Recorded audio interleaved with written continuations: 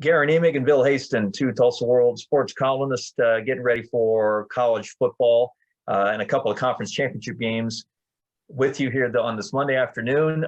Bill, you and I both are going to focus this week on Oklahoma, Iowa State, as well as Tulsa, Cincinnati. Let's at least dive in first to the Sooners and Cyclones and their rematch at Arlington this Saturday morning at 11.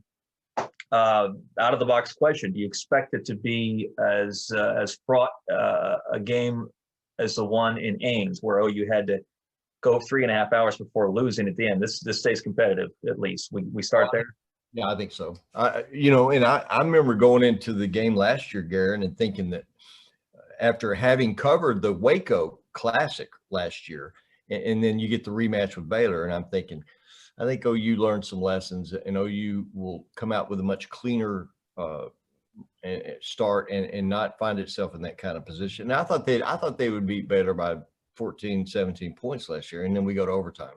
So no, I'd be a fool to underestimate Iowa State and Matt Campbell. I think it'll be a great game. I don't know what to expect from OU. I think I know more about what to expect from Iowa State than I do from OU in light of what happened in Norman a few nights ago, which was maximum weirdness, especially after when you reflect on it, after OSU gets 600 yards against that same Baylor defense that OU struggled against all night. So OU got, whether it was, I don't know whether Lincoln privately welcomed the extra time for prep and not to have to go to play the Mountaineers. I don't know.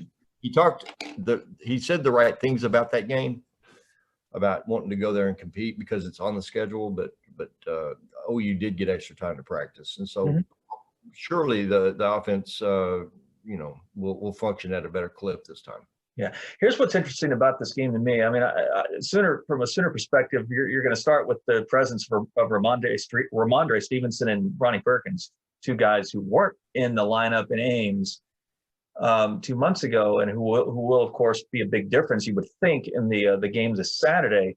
But I counter that with the play of Brock Purdy for the Cyclones. Bill, he's a guy that wasn't doing a lot to help Iowa State win games when they were winning, including the night they beat Oklahoma. It was mostly Breece Hall, the defense, and some opportunistic plays like they made on the kickoff return.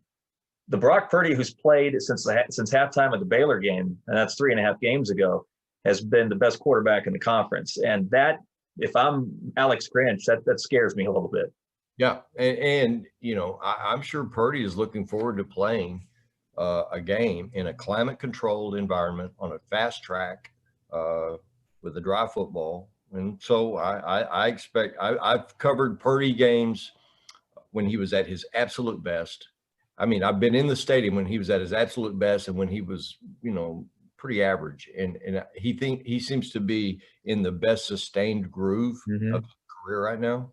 He's always been a little up and down.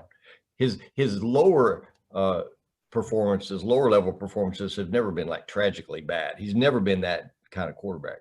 But when he's on, he can elevate a team by himself, and we've seen that recently. And so I think OU has to absolutely expect that they'll see Purdy's A game. And how do you defend that unique style? How do you defend Breece Hall? It's the best possible matchup in the conference with regard to competition. You couldn't have gotten a better.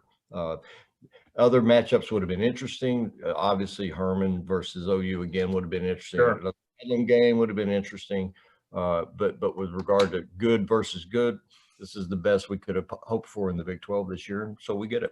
I guess we could still see Tom Herman's team if the Sooners and Cyclones can't go. You saw this story over the weekend that the Big 12 would replace, right?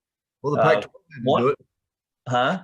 Pac-12 had to do that. Yeah, the Oregon instead of Washington, right? Just today, right? So, and who knows? I think the reports are pretty positive out of both Norman and Ames as of now, but it's Monday, so we'll see what happens. Let's a quick note about TU Cincinnati, and speaking of having to deal with COVID and all the problems that have gone on this season, no program's been hit harder by unevenness than the Hurricane. Do you is it is it? Well, let me ask you this: would it have been worth the American exploring? And Mike Oresco this morning on his call said that it wasn't going to happen. But would it have been worth exploring a neutral site for this game out of fairness to Tulsa, or to this fairness just go out the window in a situation like this? Yeah, I think the fallback explanation or justification for anything right now is it's 2020, and so there's going to be weirdness and some unfairness, and so no, with the and could they have found such a place? Absolutely. 3 phone calls, you'll find something suitable that would have satisfied certainly the Tulsa people. I don't know about Cincinnati people, but I made some calls last week and asked, was this a legitimate disruption? Did the league in Cincinnati just kind of conspire to take this game away from Tulsa? And people, even you said no, they have legitimate COVID issues. This is a legitimate disruption. But man, yeah, you're right. A neutral site would have been sensational. I mean, even a coin toss would have been more fair than to just scratch last week and say, see you in Cincinnati. So I feel bad for TU, but I mean, to be honest, they've played their better football on the road this year. Yeah. It's no doubt about it. So, and the truth is too, if they played at TU or a neutral site or anywhere else, if Tulsa's passing game isn't cleaner and more potent than it was at Navy, they got no chance in this game. They've got to be more of a complete offense to go to Cincinnati and beat a really good team. Tulsa, the underdog against Cincinnati, Oklahoma, and Iowa State. I'd rate it a pick 'em. I'll probably pick the Sooners, but again, it's early in the week. We'll see what the week brings us. Any more that's worth playing a waiting game for. I think championships are really, really important for OU and for Lincoln Riley, and they're Barry won 9 of them in a row in the 70s, and Lincoln's now at the helm for a shot at 6. I just think that's part of the culture, man. I think they get up for these games, and there won't be any issues with being motivated and ready to play. That doesn't mean you'll play well. That doesn't mean you'll win. But OU takes an engaged, motivated team to this game for sure. And then we'll sit around on Sunday and figure out what it all means in terms of the playoff, the New Year's Six, and all that stuff. So something I suppose you and I will talk about next week. Thanks for joining us on the call for now. Bill Haisten, Guerin Emig, wishing you a pleasant week, and keep reading the Tulsa World at tulsaworld.com.